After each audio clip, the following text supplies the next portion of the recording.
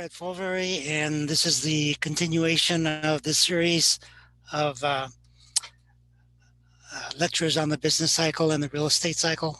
Hi, so I had shown previously that every major depression and recession in U.S. history has been preceded by a real estate boom. Peaks in land value and peaks in real estate construction are followed by the recession and depression. And the reason this happens is there's this disturbance in the real estate market, right? Or in Star Trek, they would say there's a disturbance in the time-space continuum. And that disturbance is subsidies to real estate. And how does that happen? Because the governmental provision of public goods generates higher land rent. And most of these public goods are paid from taxes on labor and capital goods. And therefore, the landowners receive a subsidy of higher rent and higher land value due to the taxes paid for by others.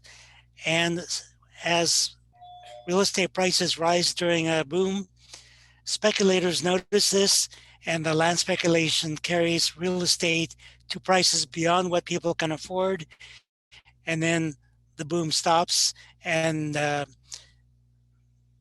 people then can't pay their rent and mortgages, and the economy falls into a recession and a depression. All right, so that's the theory. Then the question is, what about the historical record? And Henry George, in Progress and Poverty, laid out the theory of the boom and bust, but he didn't have the history and the timing. And so the real estate economist Homer Hoyt was the first to examine the history of the boom and bust cycle in real estate. And so I'm going to turn to the slides of his presentation of his book. Yeah. All right. So his book, the title was 100 Years of Land Values in Chicago, the relationship of the growth of Chicago to the rise in its land values, 1830 to 1933.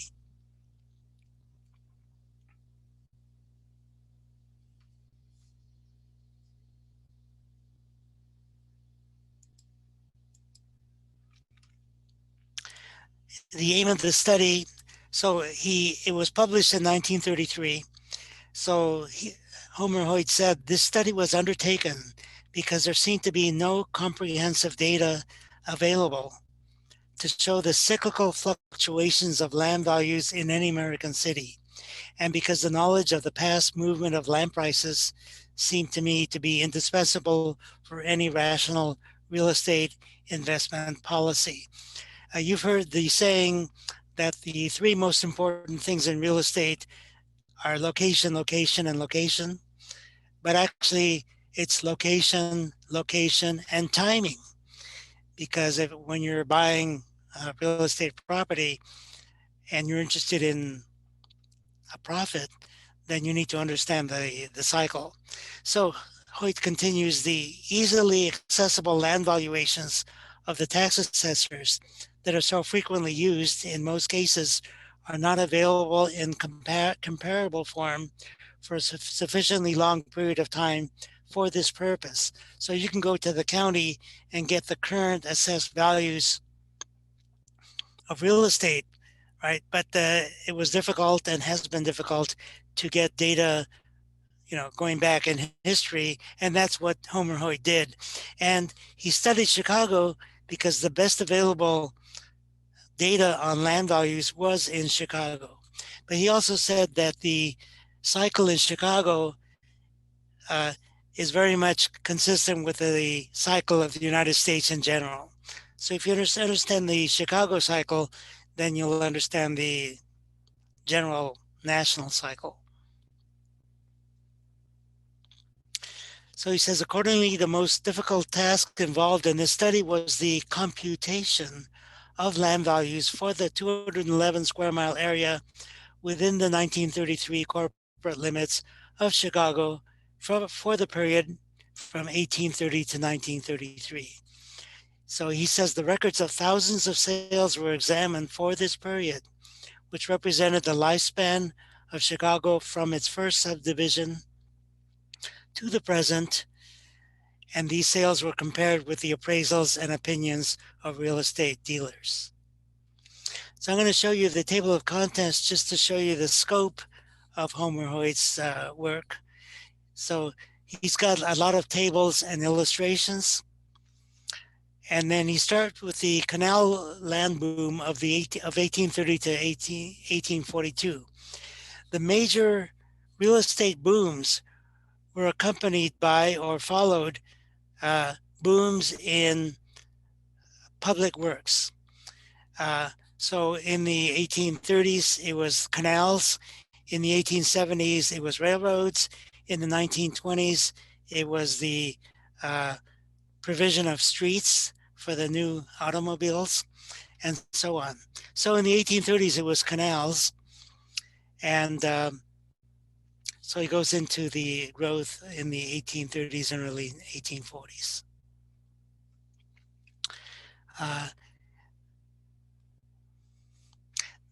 The boom then, there was a panic of 1837 followed by a depression and depression. It was called a panic because people panicked when they realized that the banks were going to fail and they couldn't get their money out. So there was the depression then into the 1840s. Then started the railroad era. So the period from 1843 to 1848 was more canals and then railroads. So the land prices of Chicago recovered from the Depression. So in the 1840s and 50s, there were new agencies of transportation and communication. Besides the canal, another public works project was the telegraph, and then plank roads. Anybody know what a plank road is? Plank, at that time, the roads were not made with cement. They were wooden planks. So they would take these flat planks and that's how they built the roads. A lot of these plank roads in the early 1800s were privately built, a lot of it with volunteer resources. But anyway, so then the railroads was another major infrastructure project. And then banks arose. So Chicago once again grew in the late 40s, early 1850s. There were new buildings, public improvements, and of course then land values rose up until the late 1850s, when again there was another depression. So there was the panic of 1857 and depression just before the Civil War. And when the depression starts, of course, then the financial system follows and you had a collapse of banks. At that time, this was before the Federal Reserve. The banks before the Civil War were regulated by the states, but they were forced to sell state bonds and they were not allowed to branch out into other states. And that's why you had banks in the frontier area at that time, Illinois, Indiana, Ohio. And these banks were not very solvent because the richer Eastern banks were not allowed to establish branches in the pioneer states. So then you had the Civil War and the post-war boom up until the early 1870s with the growth of manufacturers.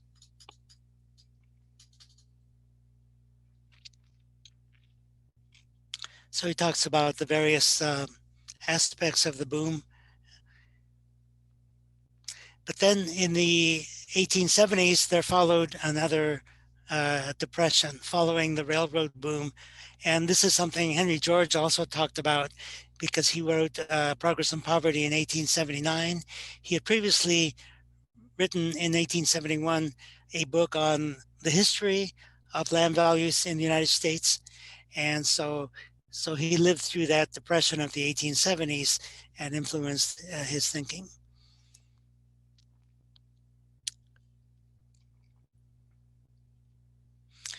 So there was Chicago continued to grow, and he talks about the growth of population, the growth in construction,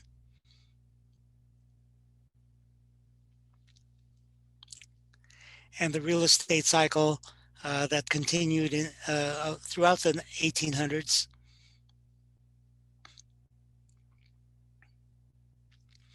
And so he talks about the sequence of events in the Chicago real estate cycle. Gross rents begin to rise rapidly. And as a result of the rise in rents, the selling prices of real estate goes up sharply. And so there's new construction. And then there's excessive construction. So every real estate boom has been accompanied by cheap credit. In the 1830s, it was the state-controlled banks. And then later on, after the Civil War, the U.S. Treasury acted like a central bank.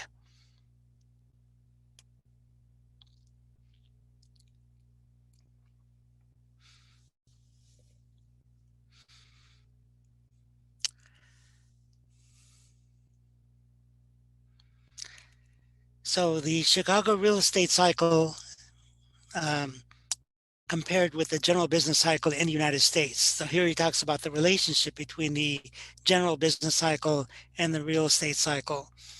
The magnitude, the duration of the Chicago real estate and general business cycles, the long periods of depression in Chicago, the relationship between wage and interest rates to the land value, the sequence of the real estate and the commodity and stock cycles. The valleys coincide, but the peaks do not. That is, the valleys of the business and the real estate cycle coincide, but the peaks do not. The real estate peaks come before the general cycle peaks. The advantage of a source of liquid capital, that is the cheap credit for real estate operators. And he talks about crowd psychology.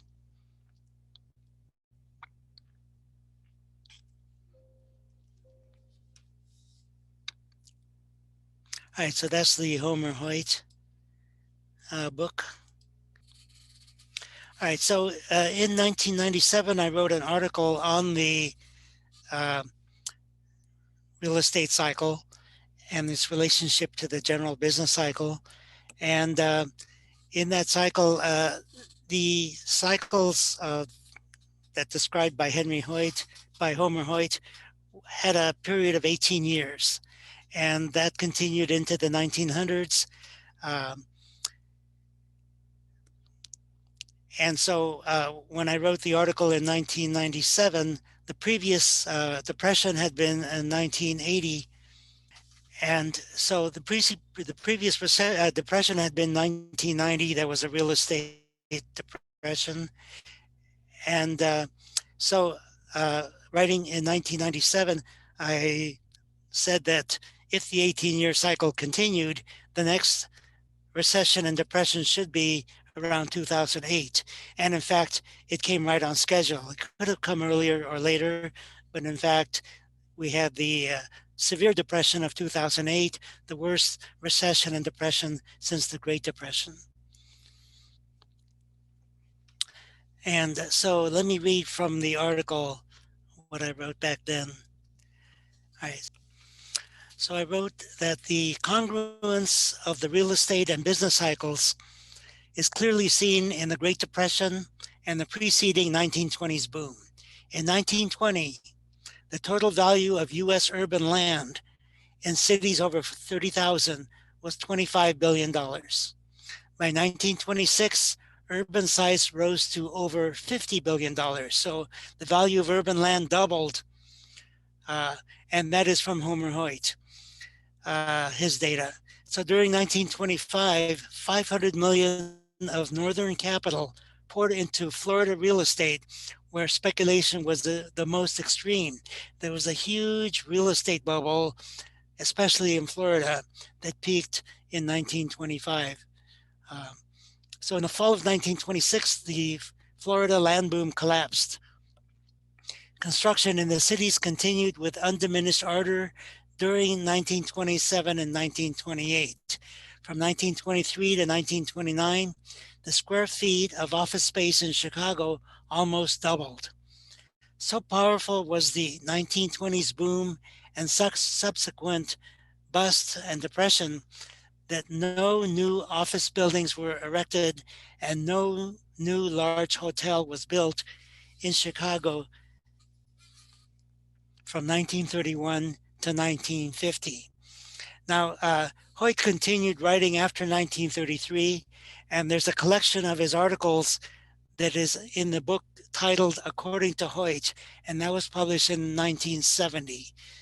And so when I talk about no new office buildings being built in Chicago from 1931 to 1950, that's from the book According to Hoyt.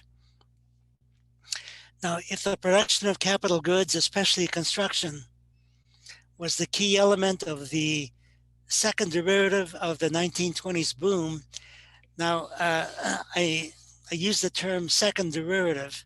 If you know calculus, the first derivative is the rate of growth. So if there's something like real estate prices that is growing, the first derivative tells you the rate of growth, like 10% a year or 5% a year. The second derivative in calculus is the change in the rate of growth. And so when a boom turns into a bust, in the midst of the boom, when the economy is still growing, but the rate of growth is slower. So the rate of growth slows down, and that is the second derivative turns from positive to negative. All right, so in the production of capital goods like buildings, if that production was the key element of the second derivative of the 1920s boom, its decline after 1925 would eventually bring the first derivative growth to a halt. The timing in the midst of the boom was right. The drop in construction in 1928 was catastrophic, according to the author Hansen.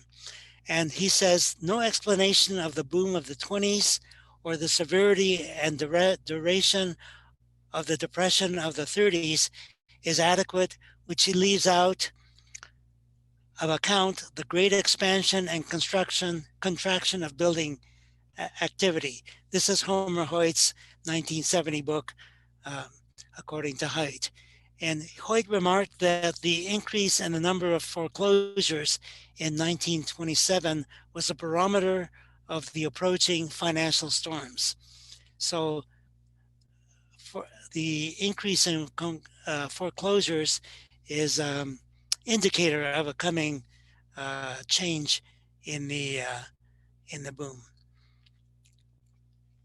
And the economist Murray Rothbard, who looked at the money side, reports that the money supply of the United States increased by 62% during the 1920s boom. The major increases in credit expansion took place 1922 to 1925. So here again, the money and credit system, this time orchestrated by the new Federal Reserve System, fueled the land speculation.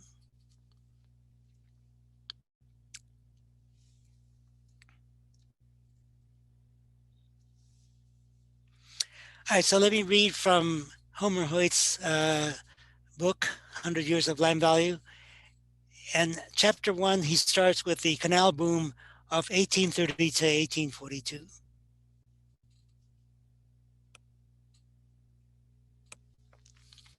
All right, so Hoyt says the growth of Chicago from a hamlet of a dozen log huts in 1830 into an urban agglomeration with a greater population in 211 square miles in 1930 than is contained in the 825,000 square miles in 8 American cities, in 8 American states.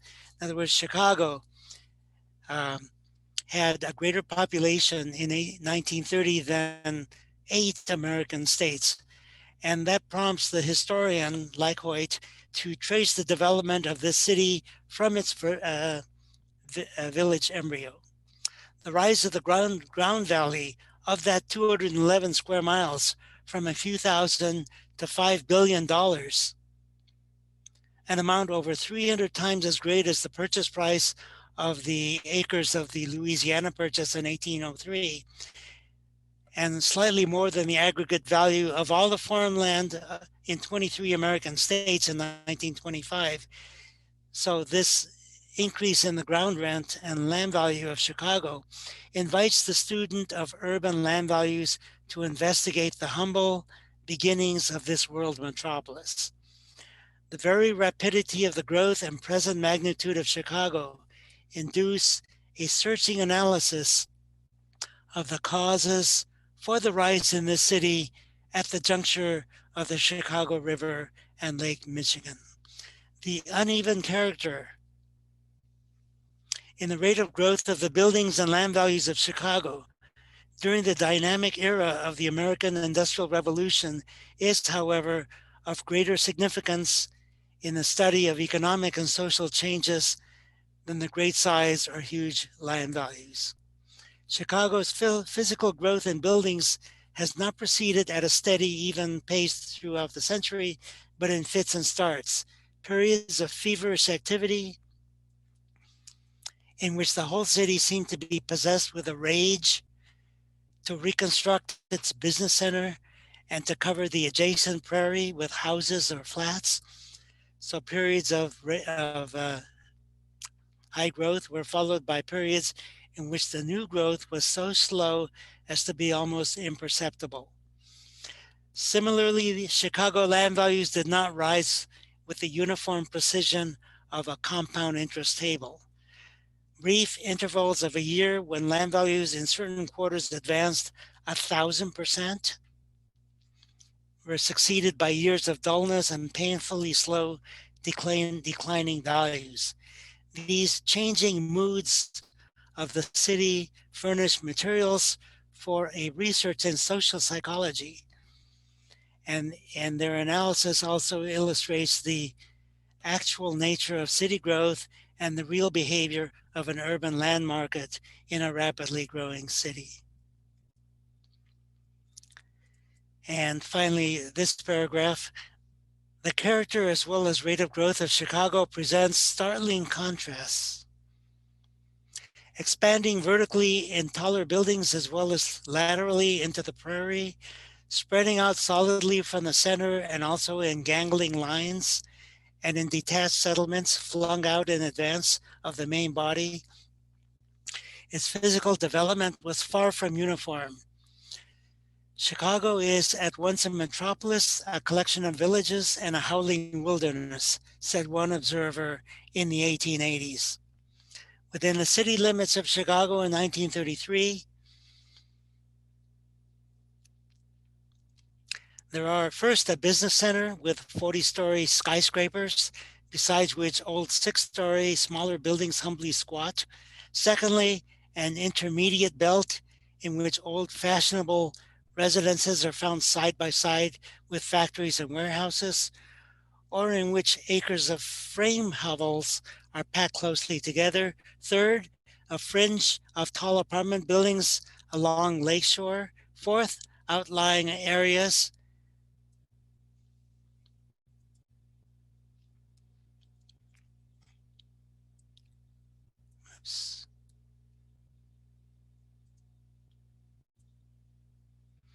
that have independent towns or community centers, some coalescing with one another and others separated by tracts of prairie.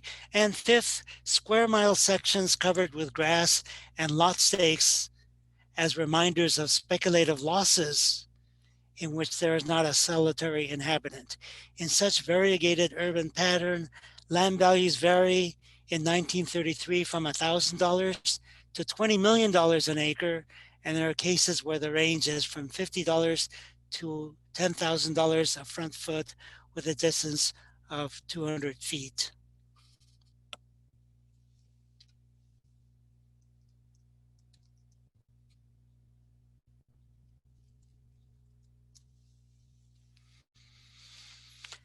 All right, any questions, comments? All right, so I wrote an article on the business cycle, which I'll use for now. Most of the reporting and analysis of the subprime mortgage problem of the 2000s that ended in 2008. So most of this reporting and analysis of the mortgage problem focused on the lending prices and the policies governing mortgages as the proximate causes of the subprime lending crisis that began in 2007 and intensified in 2008. So people focused on the financial aspect of the recession of 2008 rather than the underlying reality of real estate. So, for example, the Community Reinvestment Acts of 1977 and 1995, the Community Reinvestment Acts promoted lending to lower income families. So these acts require banks to lend to low income communities which have higher risks. When conditions such as escalating real estate prices are ripe for a substantial increase in mortgage loans, these acts contributed to a greater increase in subprime mortgages by lenders, such as Countrywide Bank, than would otherwise have been the case. So there was excessive loans to riskier buyers. But the deeper issue is why the real estate boom occurred in the first place. The expansion of real estate construction and the increase in prices after 2001 was not an isolated phenomena, but has to be seen in the context of the real estate boom bust cycle, which has been occurring in the US for over 200 years. The real estate economist Homer Hoyt discovered that there is a real estate cycle in the US with an average period of 18 years. The focus of his study was Chicago, which had the best real estate price data in the US, and that data can be found in this book entitled Alcott's Land Value Blue Book of Chicago and Suburbs. That's Alcott, Olcott, Alcott's Land Value Blue Book of Chicago and Suburbs. Alcott used various methods to appraise the city every year, including the separation of real estate prices into land value and improvement value. This and earlier records supplied the data for Homer Hoyt's classic book, 100 Years of Land Values in Chicago. So while the Chicago real estate prices are the most thoroughly documented of any American city, Homer Hoyt's studies led him to conclude that Chicago's real estate cycle had been typical of US real estate trends. In an article written in 1960, Hoyt stated, while there were variations in timing between different cities and different types of property, the urban real estate cycle was approximately 18 years in length. Moreover, the urban real estate cycle has been closely associated with the general business cycle. Such a real estate cycle is not unique to the United States. In his 1983 book, The Power in the Land, Fred Harrison analyzed the real estate cycles of several countries, such as the United Kingdom, as having patterns similar to that of the US cycle. Indeed, during the decade of the 2000s, in Ireland, Spain, Britain, and elsewhere, housing markets that soared over the last decade are all falling back to earth.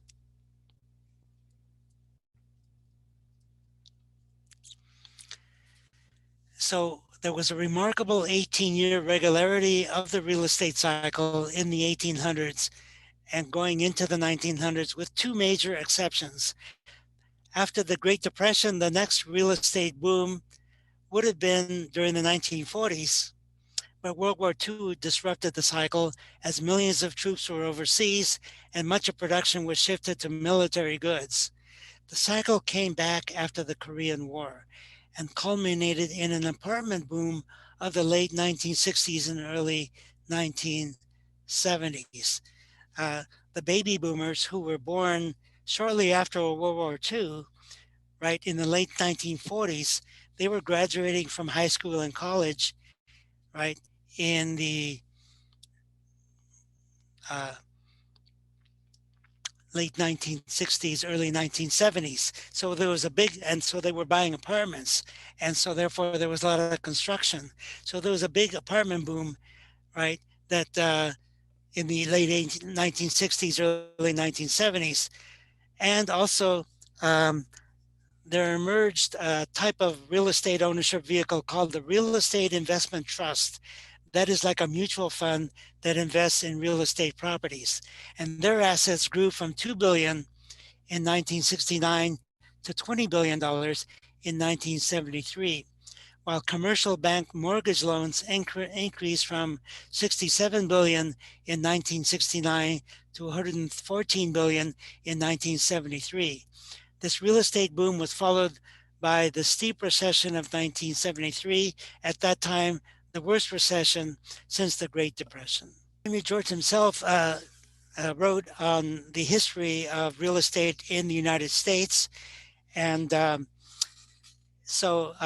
wrote an article, which is also a presentation that you can see here uh, on US economic history. All right, so you should be seeing a slide that says ground rent seeking in US economic history. Now, the term rent seeking is a term used by economists. Does anybody know what rent seeking means in economics?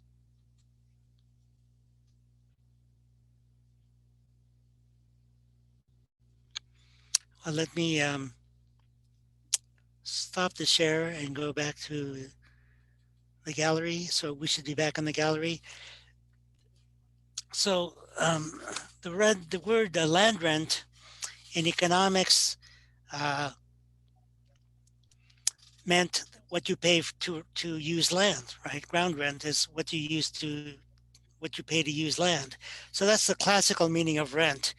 Then around 1900, economists recognized that when you pay rent for land, it the land is already there, right? So you're not paying to produce anything, right? So it's a payment not needed in order to have that land. Other kinds of resources are similar to that. For example, uh,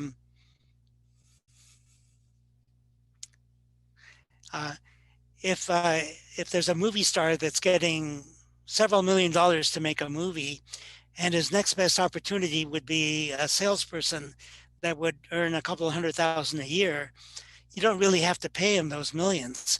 He would make the movie for a little over $200,000 because that would be his best opportunity.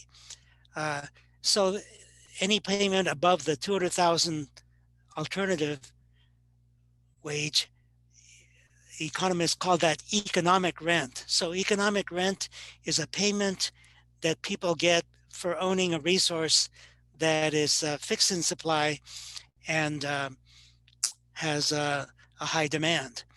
So that's economic rent. Then after World War II, economists were studying the seeking of privileges and favors and subsidies by various special interests in the field of economics called public choice, where a public choice is a choice like voting or legislating that affects the public, not just you.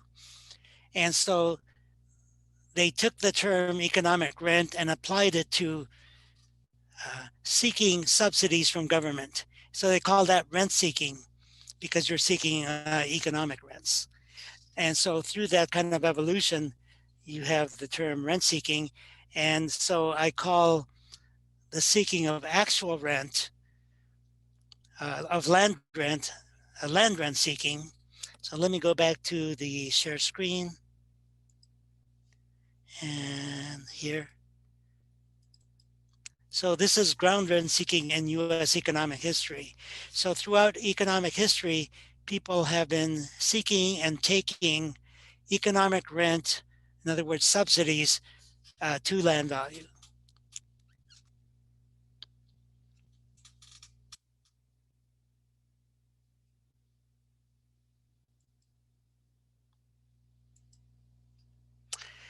All right, so as I said, rent at first meant the yield of land, and then it devolved into economic rent, payments beyond what's needed to put a factory into its most productive use. All ground rent is economic rent because the land is already there. And then political rents are government subsidies, protection from competition, other kinds of privileges. And so rent seeking is the attempt to obtain political rents, right? Rent taking is successful rent seeking. So rent seeking is at the expense of the public. Taxpayers, consumers, and investors, right, pay for taxes and for goods that end up in the pockets of landowners. So the public has the great majority of the votes, right? The public could put an end to this privilege seeking or rent seeking. The public could use land rent to benefit itself. So the question is, why does the public vote for politicians who provide political rents to special interests instead of benefiting the general public? So why is that?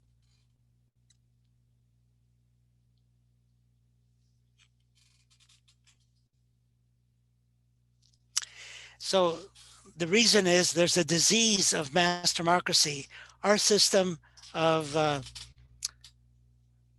voting is a system of mass democracy in contrast to voting in small groups. And this is studied in public choice, the branch of economics that studies choices made by collectives. And one of the main concepts in the theory of public choice is concentrated benefits and spread out costs. Special interests, right, have an incentive to lobby and finance political campaigns because they have concentrated benefits. For example, the large farms get a lot of subsidies. So a few people get a lot of subsidies because farmland ownership is concentrated, and the costs of this subsidy is spread out thinly among the taxpayers. So the taxpayers don't have a great incentive to stop it, but the special interests have a great incentive to obtain it. All right, so this is a feature in mass democracy in which there's elections in which very few voters personally know or have personal contact with the candidates. So mass democracy creates a demand for huge campaign spending.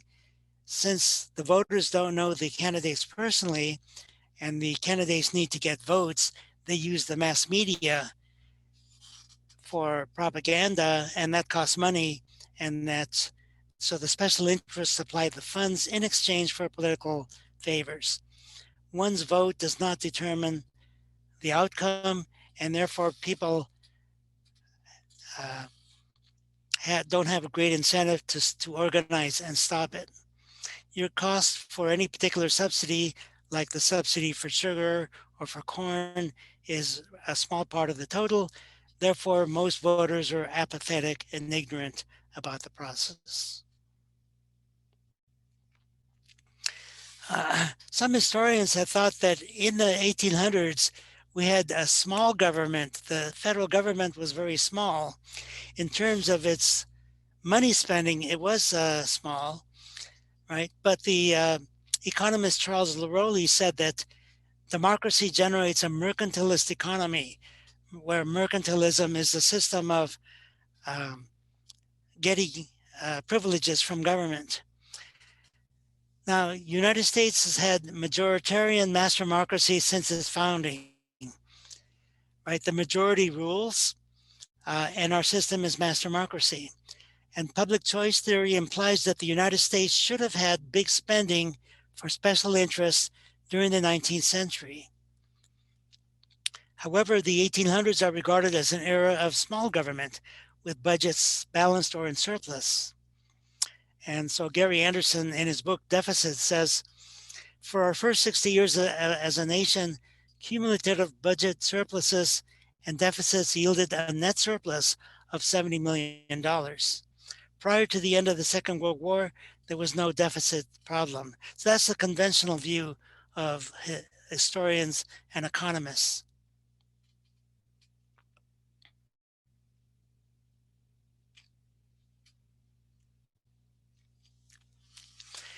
But rent takings were indeed massive in the 19th century, as public choice theory would imply. And the rent was not paid in money, but in land. The public domain, the lands available for settling and for taking, with the American Indians, of course, pushed out, the public domain was an enormous stock of assets available for transfer to interest with political clout, or as a way to spend without explicit taxation. U.S. land policy became an immense rent-seeking transfer program. It was land rent seeking, right, where the land value is a function of the land rent.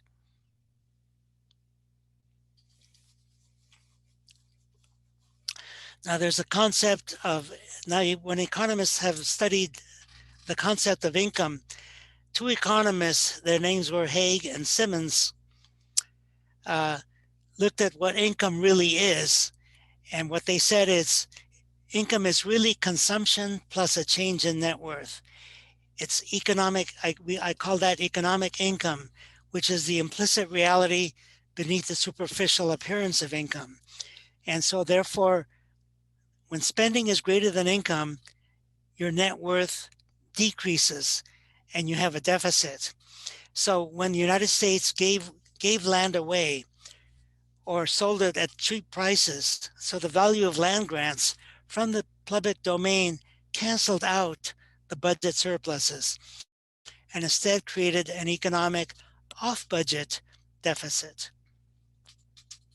And this was recognized by some economists that I mentioned here. So let's see, let me go back to gallery. Okay, nothing in chat, no questions so far, comments? All right, let me go back to share screen.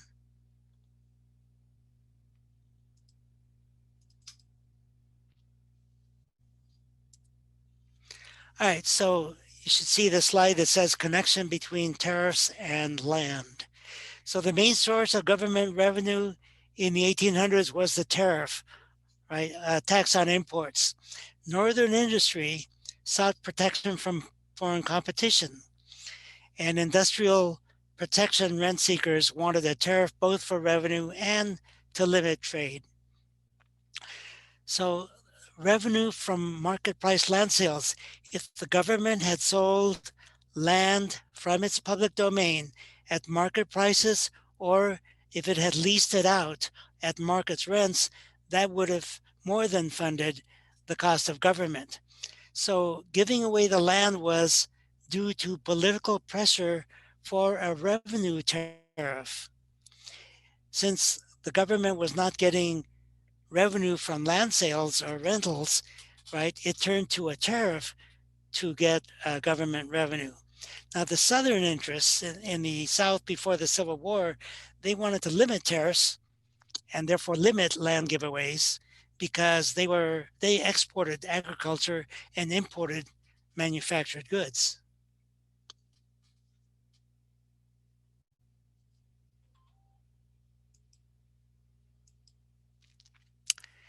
So there were various types of land rent granting and transfers. There were outright grants of land where the government gave away land. There were public works that increased the rent and value of land, such as the canals that that Homer Hoyt mentioned. Canals and other public works generate higher land rent and higher land value. Water licenses to use water, leases for mineral grazing and forests below market rates. In the 1800s and continuing to today, there are leases on governmental land for minerals and grazing and forests, which are way below what the market price would be. And then in the 20th century, there arose radio and television. And so there's a rental value of the electromagnetic spectrum.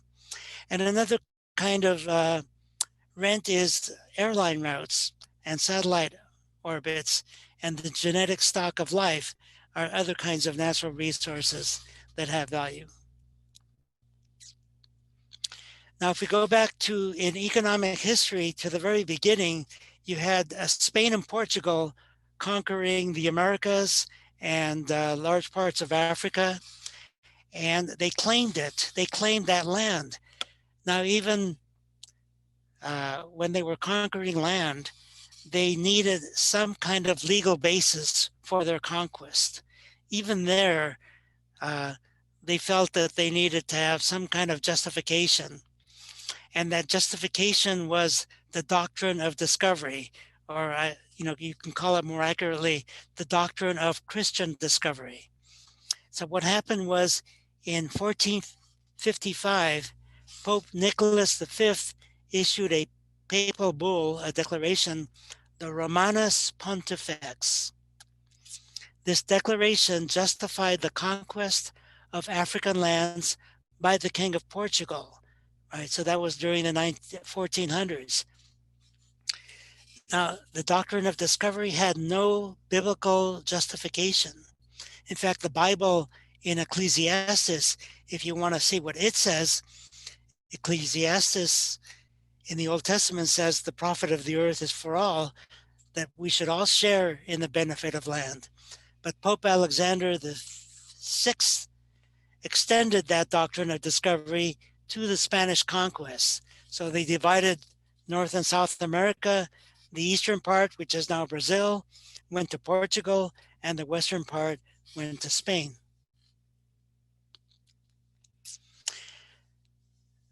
So that was the basis for claiming land by the Europeans, and that then got inherited by the United States. This Christian discovery concept is in United States law. It's not in the Constitution, but it was recognized by the courts. So under this doctrine, the first Christians to discover land held by non-Christians have a legally legitimate claim, and the indigenous dwellers, like the American Indians, have no legal property rights. This doctrine of discovery, according to a court case, is one of those rare principles of American law that came not from English common law or from some Enlightenment philosopher, but from the Vatican. And that's in a article called Bully's Justice in the Free Inquiry Journal. The U.S. Supreme Court recognized that doctrine in the court case Johnson versus McIntosh in 1823 under Chief Justice John Marshall, and it was used even in recent court cases regarding American Indian claims to land in New York State. All right, so I'm going to go into British land policy prior to 1763. Until 1763, England supported the interests of the landowners. Land grants were a primary inducement to the establishment of colonies and immigration to North America. Land companies could make their venture profitable and enticing to important British officials by offering them shares of stock at special prices. Now, many of the founders of the United States were land speculators, as you may know. Leaders of the 1776 independence movement were land speculators. That included George Washington, George Mason, Thomas Jefferson, Patrick Henry, and Benjamin Franklin. There's a lot of publicity now on the fact that many of these founders were slave owners, but it's not so well understood that they were also big land speculators. So, what is speculation in land? It's the purchase of an asset with the expectation of a favorable change in price due to a shift of supply or demand. And so, land was more than a vehicle for speculation or gains.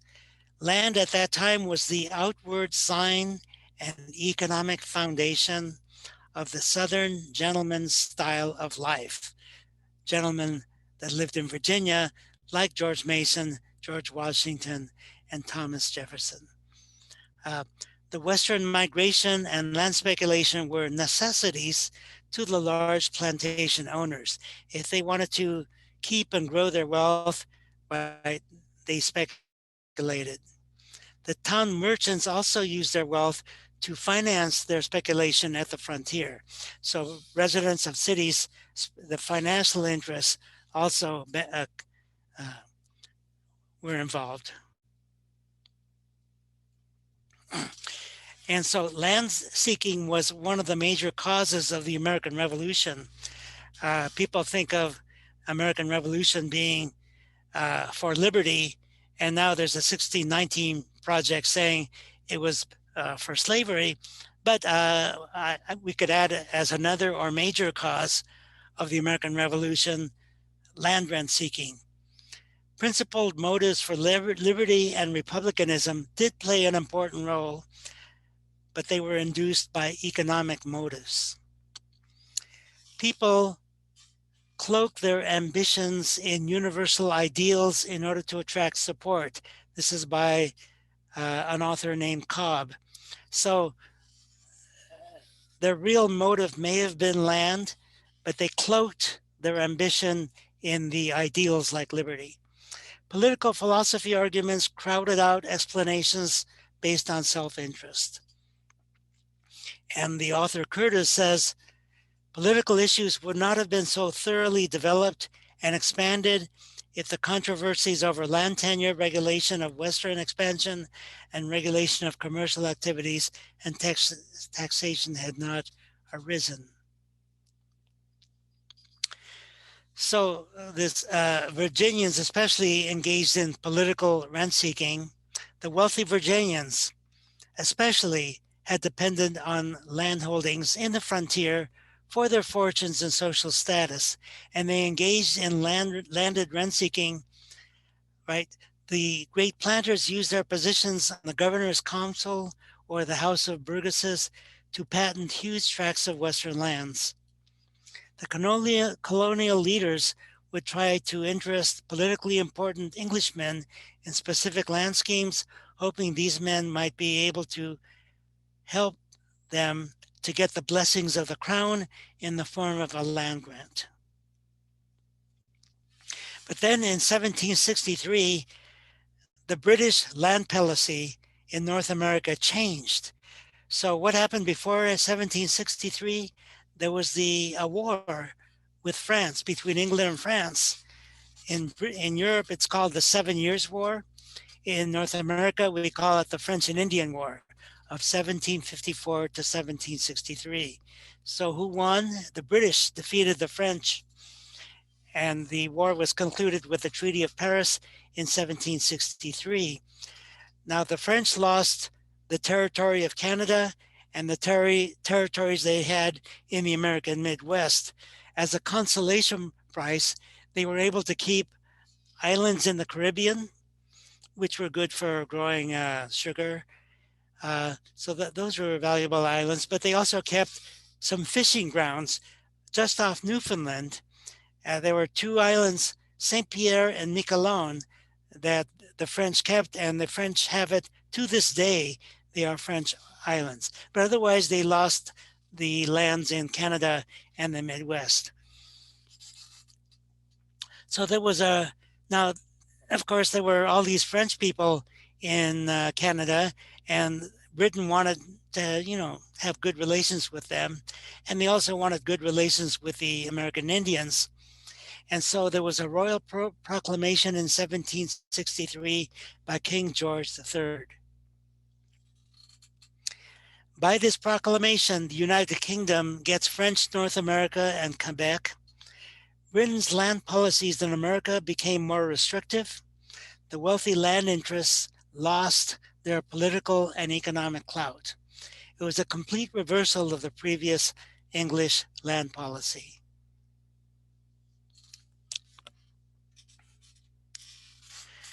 Then there was the Quebec Act of 1774, which extended the territory of Quebec to the south to appease the Quebecois French and to keep peace with the Indians. It prevented Americans from continuing to move into Western lands, which the Americans regarded as properly theirs. Virginia had claimed land from the Atlantic all the way to the Pacific, but the Act of 1774 voided this claim, and it made worthless the claims of speculators, including Benjamin Franklin and George Washington and Patrick Henry. These grievances were even inscribed in the Declaration of Independence, which says that the king prevented the migration into and new appropriation of lands that had altered the land charters. So these economic complaints of the Americans were politicized in the Declaration of Independence. So this British change in land policy unified the American colonists. They were all unified in opposing the new British policy. The new British land policies tied the economic interests of various classes together. It brought the agrarian masses into the struggle on the side of the revolutionaries. Then, what about the American Constitution? Well, land was greatly involved in the creation of the Constitution. Ground rent seeking helped to create the Constitution. And Charles Beard, a historian, in 1913, he wrote An Economic Interpretation of the Constitution. He identified three key interest groups that supported the Constitutional Convention: moneylenders, secondly, protection-seeking manufacturers, and third, land speculators. So a key advantage of the Constitution to the land seekers was that it would empower the central government to take Indian lands with the national army. With taxation, the federal government had revenue to finance a big army, which could then take over the Indian lands. Now, the United States government in the early 1800s disposed of 871 million acres of land. Virginia handed much of Kentucky to insiders by 1783, which led the settlers to secession from Virginia. And that was of national significance. The historian Daniel Friedenberg, in his book Life, Liberty, and the Pursuit of Land, he said the entire political structure of the United States, from the lower levels of state legislatures and governors to the US legislature and then the Supreme Court and the presidency, the entire political structure of the United States was fueled for many decades by money made in this land speculation. Now, there was a lot of speculation in the southern lands. The new southern states had entrenched the institution of slavery. If these lands had been settled and owned by small farmers, the history of the South would have been substantially different. But in Georgia, there was companies called the Yazoo companies. They obtained huge grants of land in 1789, comprising most of Alabama and Mississippi. They got all this land for $200,000, and they were sold for less than 2 cents an acre to these speculators, and then resold in the form of scrip to thousands of gullible investors. So there was a lot of speculation that then crashed. Huge fortunes were made in such swindles, often by some of the most respected names in government.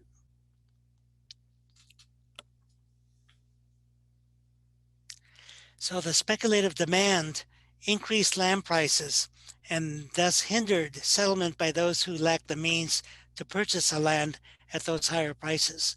Speculative purchases held land out of the market for at least a time and so compelled settlement to pass around it or across it. So agriculture was often held back by speculative holdings, right? Since speculation was regarded as more profitable until the bulk of the land was claimed.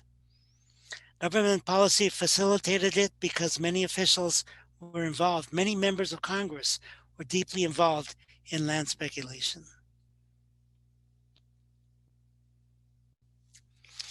And I talked about public works subsidizing land values.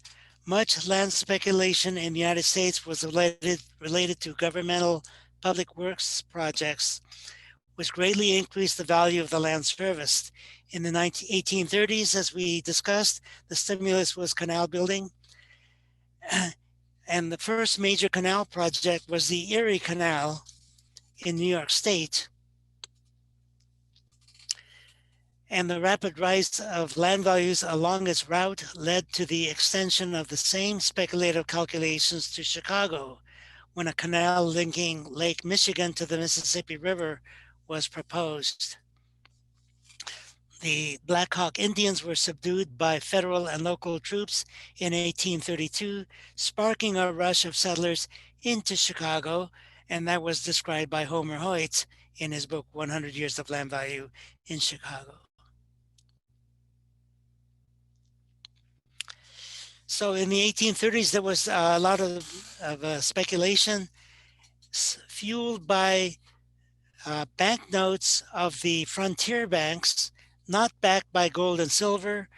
And so there was so much speculation that eventually President Jackson issued what he called the Specie Circular of 1836. It required payment for land in gold and silver. Well, they didn't have the gold and silver. And the Illinois banks suspended specie payments backed by a special act of the legislature. So it became impossible to borrow money on real estate or renew existing loans. And that led to the Panic of 1837 because people had money in banks and paper money that they couldn't take out or redeem in gold and silver. So it became a national depression. Real estate prices collapsed. Debtors defaulted. Chicago land purchased for $1,000 an acre in 1836 sold for less than $100 in 1840. Land policy was therefore a root cause of the Depression.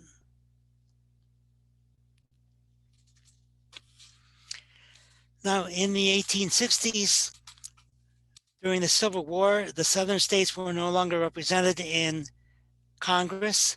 The South had blocked free grants of land to settlers, fearing an increase in the population of the non-slave lands, right? But because the southern states were no longer in Congress, Congress passed the Homestead Act of 1862, which granted citizens the right to own up to 160 acres at cheap prices, 125 to 250 an acre, depending on its quality, on the condition of cultivating it.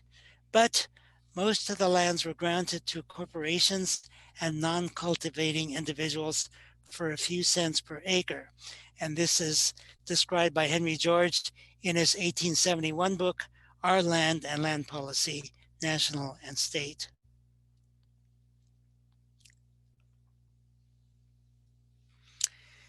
So cattlemen and speculators made widespread use of the dummy entryman trick, right? A dummy representing actual people.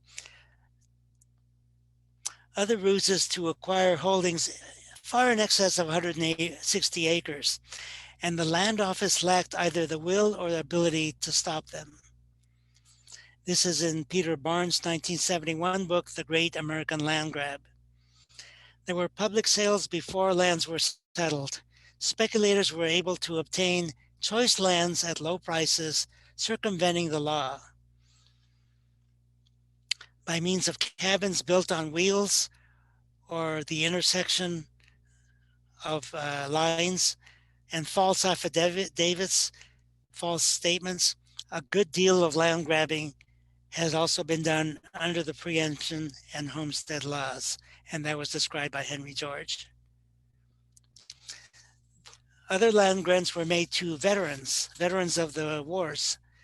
Most grants of land by the federal government to individuals went to war veterans, amounting to 78 million acres. Land payments to veterans began with the Revolutionary War, with soldiers paid in scrip for claims on Western land. This land debt in turn created pressure to kill and remove the Indians, which required a strong national government. The plantation and patroon lands lords used state-backed paper money to buy confiscated loyalist lands. The loyalists being those who favored the British in the war. So Congress also rewarded the veterans of the War of 1812 and the Mexican War with land in Ohio, Michigan, Illinois, Maryland, and Arkansas. The transfer were in the form of warrants for land, almost all of which were sold to speculators rather than exercised for land to be occupied. Then the Agricultural College Grant was enacted also in 1862. States were given 30,000 acres for each senator and representative. States lacking in federal lands, like New York, obtained land in other states. So one of the biggest land grants were to the railroads. The Railroad Bill of 1862 gave the railroads sections, alternate sections on one side and then the other side of land per mile. And they also obtained the privilege of cutting timber on government land. These assets were way in excess of the cost of building the railroads. The lands obtained appreciated in value, adding to the gain by the railroads. The land grants amounted to $500,000 per mile of railroad, or $1.1 billion to Northern Pacific, for a railroad costing it only $80 million. The company's own publication stated that it would have a surplus even at $2 an acre. All right, I'm going to stop the share now